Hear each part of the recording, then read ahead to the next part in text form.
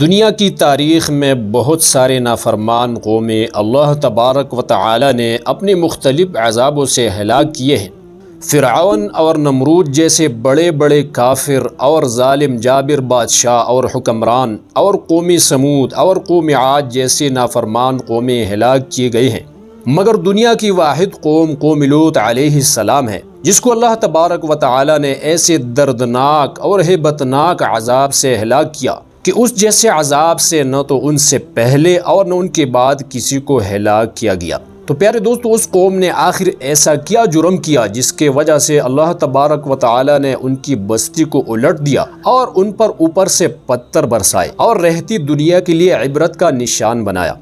تو پیارے دوستو، آج کی اس منفرد ویڈیو میں ہم آپ کو اس گندی اور بدترین قوم لوط کے بارے میں مکمل معلومات قرآن و حدیث کی روشنی میں فراہم کریں گے، لہٰذا آپ سے گزارش ہے کہ ویڈیو کو آخر تک ضرور دیکھے گا۔ پیارے دوستو، لوط علیہ السلام ابراہیم علیہ السلام کے بھائی ہاران کے بیٹے تھے۔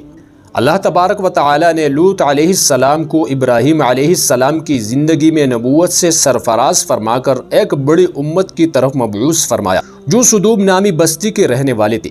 تاریخ کی کتابوں میں یہ بات ملتی ہے کہ سدوم نامی بستی اردن کی اس جانب ہے جہاں آج بحر میت یا بحر لوط واقع ہے۔ یہی وہ جگہ ہے جہاں سدوم اور عمورہ کی بستیاں آباد تھی۔ اس کے قریب رہنے والوں کا یہ اعتقاد ہے کہ پہلے یہ تمام حصہ جو اب سمندر نظر آتا ہے کسی زمانہ میں خشک زمین تھی اور اس پر شہر آباد تھے۔ سدوم اور عمورہ کی آبادیاں اسی مقام پر تھی۔ یہ مقام شروع سے سمندر نہیں تھا، بلکہ جب لوط علیہ السلام کے قوم پر عذاب آیا اور اس سرزمین کا تختہ الٹ دیا گیا اور سخت زلزلے اور بونچال آئے، تب یہ زمین تقریباً 400 میٹر سمندر سے نیچے چلی گئی اور پانی ابھر آیا، اسی لیے اس کا نام بحر میت اور بحر لوط ہے۔ یہ قوم زمین پر سب سے بدتر قوم تھی اور ان میں مختلف قسم کی برائیاں موجود تھی۔ کفر اور رسولوں کو جھٹلانے کے ساتھ ساتھ ان میں چند بدخصلتیں یہ بھی تھے کہ راستے روکتے اور ڈاکے ڈالتے، قتل و فساد کیا کرتے تھے، مال لوٹ لیتے تھے اور مجلسوں میں علی الاعلان بری باتیں اور فضول حرکتی کیا کرتے تھے۔ یہاں تک کہ بعض روایات میں ہے کہ وہ مردوں سے بدفعلی بھی علی الاعلان کرتے تھے۔ ان کی سوسائٹی کا ایک مشغلہ یہ بھی تھا کہ ہوائی نکال کر ہنستے تھے، مینڈے لڑواتے، راستے پہ چلنے والوں پر آوازیں کستے اور کنکر پتھر پھینکتے تھے، سیٹیاں بجاتے تھے اور ننگے ہو جاتے تھے، مگر کوئی کسی کو نہیں روکتا تھا۔ غرض دنیا کی کوئی برائی ایسی نہیں تھی جو ان میں موجود نہ ہو اور کوئی خوبی ایسی نہیں تھی جو ان میں پائی جاتی ہو۔ دنیا کی اس سرکش، بد اخلاق اور بد اطوار قوم کی ان عیبوں اور فواحش کے علاوہ یہ قوم ایک خبیث عمل کی موجد تھی، یعنی اپنی جنسی خواہشات کو پورا کرنے کے لیے وہ عورتوں کی بجائے امرد لڑکوں سے اختلاط کیا کرتے تھے۔ دنیا کی قوموں میں اس عمل کا اس وقت تک کوئی رواج نہ تھا۔ یہی بدبخت قوم ہے جس نے اس ناپاک عمل کی ایجاد کی اور اس عمل کا نام لواطت مشہور ہے۔ اور اس سے بھی زیادہ شرارت، خباثت اور بے حیائی یہ تھی کہ وہ اپنی اس بد کرداری کو عیب نہیں سمجھتی تھی اور علی الاعلان فخر کے ساتھ اس کو کرتے رہتے تھے۔ ان حالات میں حضرت لوط علیہ السلام نے ان کو اللہ تعالی کی وحدانیت کی طرف بلایا اور اپنی اطاعت کرنے کا حکم فرمایا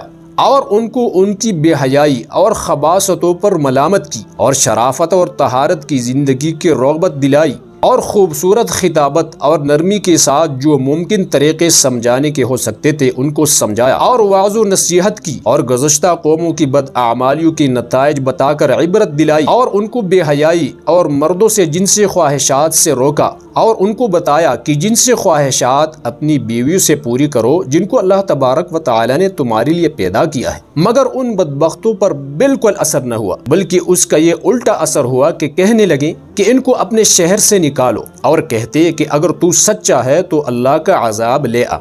چنانچہ جب حضرت لوط علیہ السلام کی نہ مانی گئی بلکہ سنی بھی نہ گئی تو آپ علیہ السلام نے اللہ تعالی سے مدد طلب کی کہ اے میرے رب، ان فسادی لوگوں کے مقابلے میں مجھے نصرت عطا فرما۔ چنانچہ اللہ تعالی نے فرشتے بھیج دیے۔ یہ فرشتے پہلی انسانی صورت میں بطور مہمان کے حضرت ابراہیم علیہ السلام کے گھر تشریف لے گئے۔ چنانچہ حضرت ابراہیم علیہ السلام نے فوراً ایک موٹا بچڑا بھون کر بطور مہمان نوازی کے ان کے سامنے پیش کیا جب حضرت ابراہیم علیہ السلام نے دیکھا کہ مہمانوں کو کھانے کی رغبت نہیں ہے تو دل ہی دل میں خوف زدہ ہو گئی۔ پھر ابراہیم علیہ السلام نے عرض کیا کہ ہم تو تم سے ڈر گئی۔ تو فرشتوں نے جواب دیا کہ آپ نہ ڈرے، ہم آپ کو لڑکی کی خوشخبری دیتے ہیں، یعنی تمہارے ہاں لڑکا پیدا ہوگا۔ اب فرشتوں نے اپنا اصلی ارادہ ظاہر کیا کہ ہم قوم لوط کی طرف بھیجے گئے ہیں، ان کو ہلاک کرنا ہے۔ چنانچہ حضرت ابراہیم علیہ السلام کو خیال آیا کہ اگر لوط علیہ السلام کی قوم کو تھوڑا سا اور مہلت دے دی جائے شاید کہ وہ راہ راست پر آ جائے، اس لیے آپ فرمانے لگے کہ وہاں تو لوط علیہ السلام نبی ہے۔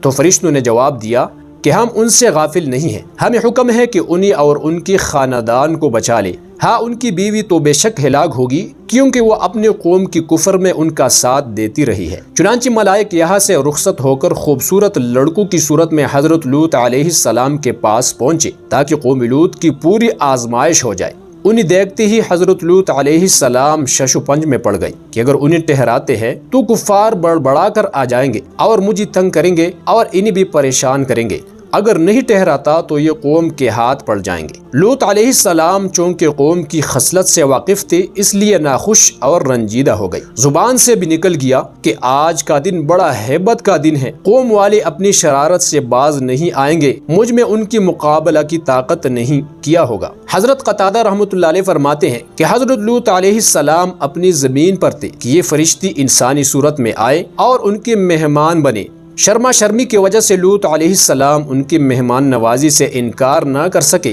اور انہیں لے کر گھر چلے۔ راستے میں ان سے کہنے لگے کہ واللہ یہاں کے لوگوں سے زیادہ برے اور خبیث لوگ اور کہیں نہیں ہیں۔ مطلب یہ تھا کہ یہ لوگ واپس چلے جائے۔ کچھ دور جا کر پھر یہی کہا، غرض گھر پہنچنے تک 4 بار یہی کہا۔ فرشتوں کو اللہ تعالیٰ کا حکم بھی یہی تھا کہ جب تک ان کا نبی ان کی برائی بیان نہ کرے انہیں ہلاک نہیں کرنا۔ بہرحال ملائک لوط علیہ السلام کے ہاں مہمان بن گئے۔ ابن کثیر رحمۃ اللہ علیہ نے ذکر کیا ہے کہ لوط علیہ السلام کی بیوی نے قوم کو مہمانوں کی خبر دی۔ اب کیا تھا کہ وہ لوگ دوڑے باغے آ گئی، خوشیاں مناتے جلدی جلدی لپکتے چلے آئے اور حضرت لوط علیہ السلام سے ان کے مہمانوں کو لے لینا چاہا۔ اس وقت اللہ کی نبی حضرت لوط علیہ السلام ان کو نصیحت کرنے لگے کہ تم اس بد خصلت کو چھوڑو، اپنی خواہش عورتوں سے پوری کرو، اللہ سے ڈرو اور میرے مہمانوں کے بارے میں مجھے رسوا نہ کرو۔ کیا تم میں کوئی بھی نیک چلن آدمی نہیں ہے؟ اس کے جواب میں ان سرکشوں نے کہا کہ ہمیں عورتوں سے کوئی سروکار ہی نہیں اور تجھے خوب معلوم ہے کہ ہم کیا چاہتے ہیں، یعنی ہمارا ارادہ ان لڑکوں سے ملنے کا ہے۔